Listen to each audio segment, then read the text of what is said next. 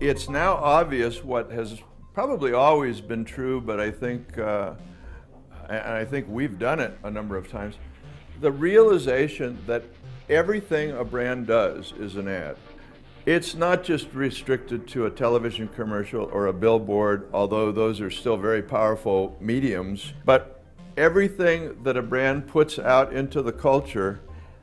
has an audience, and that's everything from how you find them in the stores to whether they build their own stores, as one of our clients did because he hated the stores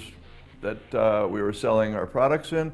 to the packaging, to how they act and react and interact online. All of these things,